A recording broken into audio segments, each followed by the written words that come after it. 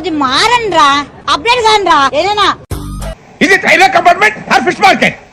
Common sense ఉన్నా కదా ఇదారా తాడు పెరిగినట్టు బుద్ధి దానికి మోడల్ సూపర్ మోడల్ హడల్ హడల్ గుండెదడల్ విన్నర్ విన్నర్ మోడల్ విన్నర్. ఇదేంది ఇదేందా ఇది నేను చూడలే. పోయి అమ్మ పడవ పోయమ్మ నాయనా.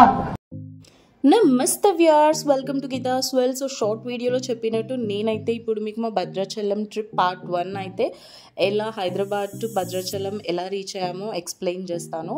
సో మేము అందరం హైదరాబాద్లో డిఫరెంట్ ప్లేసెస్లో ఉంటాం కాబట్టి సికింద్రాబాద్ మెట్రోలో అయితే మీట్ అయిపోయామండి. అక్కడ నుండి మేము రైల్వే స్టేషన్ లోపలికి వెళ్ళిపోయాము.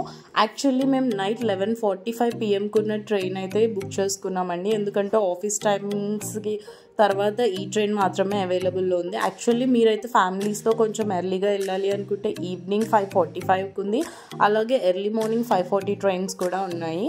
కాకపోతే మా ట్రైన్ అయితే 1:30కి డిలే అయిపోయిందండి. సో 1.5 hour డిలే రావడం వల్ల మేము యూనో కార్డ్స్ ఆడాము. ఫ్యామిలీతో వచ్చిన వాళ్ళు ఇలా పడుకున్నారు. సో నేను ఎక్కువ యూనో కార్డ్స్ ఎప్పుడు ఆడలేదు కాబట్టి నాకైతే మా friends you know cards rules and regulations explain చేస్తున్నారు. మిగతా వాళ్ళందరూ యూనోలో ప్రోయే ఉన్నారు కాబట్టి నేను ఒక్కదాన్ని బాగా శ్రద్ధగా వింటున్నాను రూల్స్ అండ్ రెగ్యులేషన్స్ గురించి. సో మా friend rules and regulations explain చేసేసిన తర్వాత మేమైతే గేమ్ స్టార్ట్ చేసేసాము. యాక్చువల్గా మనం తెలంగాణలో ఉండే ఫీమేల్స్కి అయితే బస్సెస్ కూడా ఫ్రీయే భద్రాచలంకి. సిబిఎస్లో మనకు భద్రాచలం బస్సెస్ అయితే అవైలబుల్గా ఉంటాయి.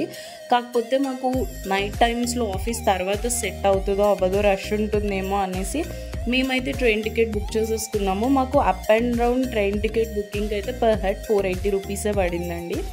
సో ట్రైన్ బుక్ చేసుకున్నాం, బట్ 1 week ముందు బుక్ చేసుకున్నాం కాబట్టి మాకు బర్త్స్ అయితే దొరకలేదు, ఆర్ఏసీ ఉంది. సో మేము 6 members కాబట్టి మాకు 3 berths వచ్చాయి. ఇద్దరిద్దరం అయితే షేర్ చేసేసుకున్నాము. మేము ఆట కంప్లీట్ చేసేలోపు మా వాళ్ళు స్నాక్స్ కూడా కొద్దిగా తినడం స్టార్ట్ చేసేసారు. ఈలోపు ట్రైన్ వచ్చేసింది 12:50 కల్లా. సో మేము అందరం ట్రైన్ ఎక్కేసి కొన్ని రీల్స్ షార్ట్ వీడియోస్ చేసేసుకున్నాము.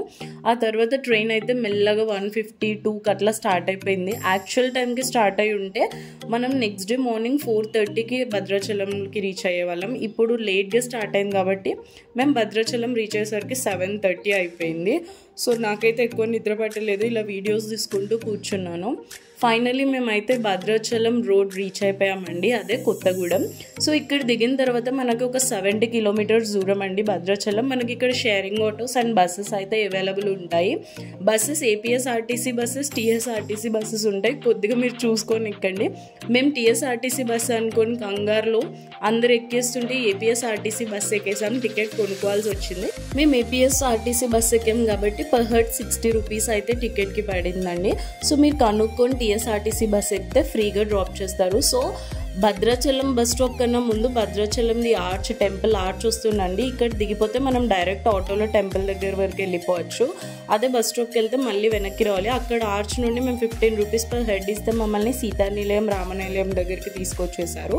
మేము కొంచెం ఆన్లైన్లో సెర్చ్ చేసుకొని సీతానిలయం రామనిలయంకి వెళ్ళాం. రామనిలయంలో 4 members-కే ఇస్తామని చెప్పారు కాబట్టి సీతానిలయంకి వెళ్తే ఒక 5 minutes-లో చెక్ చేసి చెప్తామని మాకైతే డబుల్ బెడ్రూమ్ ఇచ్చారండి 6 members-కి కలిసి. ఈ డబుల్ బెడ్రూమ్ ఛార్జ్ వచ్చేసి 2000 రూపీస్ అండి ఫర్ 24 hours. ఈ డబుల్ రూమ్లో మనకి 5 beds అయితే ఇచ్చేసారు. ఈజీగా 6 members-కి అయితే సఫిషియంట్ అండి. 2 rooms-లో 2 cupboards ఇచ్చారు లగేజ్ పెట్టుకోవడానికి. అలాగే AC, geyser and balcony availability కూడా ఉంది మనకి. 24/7 మనకి ఇక్కడ హాట్ వాటర్ అయితే వస్తుంది. కొన్ని దేవస్థానం రూమ్స్లో లాగా కొద్దిగా సేపు వచ్చి ఆగిపోవడం అంటూ జరగదు.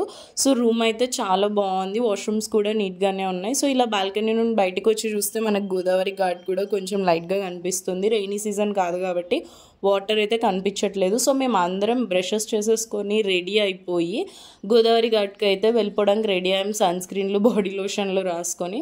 సో వెళ్ళే ముందు మాకు ఇక్కడ సీతానిలయం ముందు టిఫిన్ పాయింట్ కనిపించింది. కొద్దిగా ఆకలిస్తుంది కాబట్టి అందరం బ్రేక్ఫాస్ట్ చేసి గోదావరి ఘాట్కి అయితే స్టార్ట్ అయిపోయాము. సీతానిలయం రామనిలయం దగ్గర నుండి గోదావరి ఘాట్ 5 minutes అండి, వాకబుల్ డిస్టెన్సే.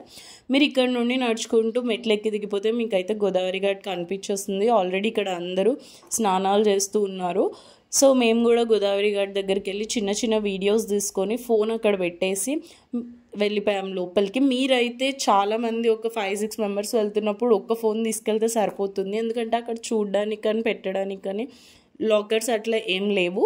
మేము ఒక ఫోన్ ఒక చైర్ పైన ఇలా చున్నీ స్కార్ఫ్స్ పెట్టుకున్న కవర్లో పెట్టేశాము. సో అందరం ఈ గోదావరి ఘాట్ నదిలోకి వెళ్ళిపోయి తలపైన వాటర్ జల్లుకొని ఒక 1 hour బాగా అయితే ఆడుకున్నామండి. సో చూస్తున్నారు కదా, ఇలా ఉన్న మా స్కిన్ గోదావరి వాటర్కి అండ్ ఎండకి చాలా ట్యాన్ అయిపోయింది. తర్వాత రూమ్స్కి వచ్చి ఫ్రెష్ అయిపోయి మేము అందరం అయితే రెడీ అయిపోయాము. రెడీ అయిన తర్వాత మేము పర్ణశాలకు వెళ్ళిపోయామండి. అండ్ పర్ణశాలకు వెళ్ళే దారిలోనే జ్యోతిర్లింగాల టెంపుల్ ఉంటుంది, అదే మినీ అరుణాచలం కూడా అంటారు. ఈ రెండిటి వీడియో నేను నెక్స్ట్ పార్ట్లో అయితే మీకు చూపిస్తాను. మీకు కనుక ఈ వీడియో నచ్చినట్లయితే please do like, share and subscribe to my channel Geetha's world. Thanks for watching.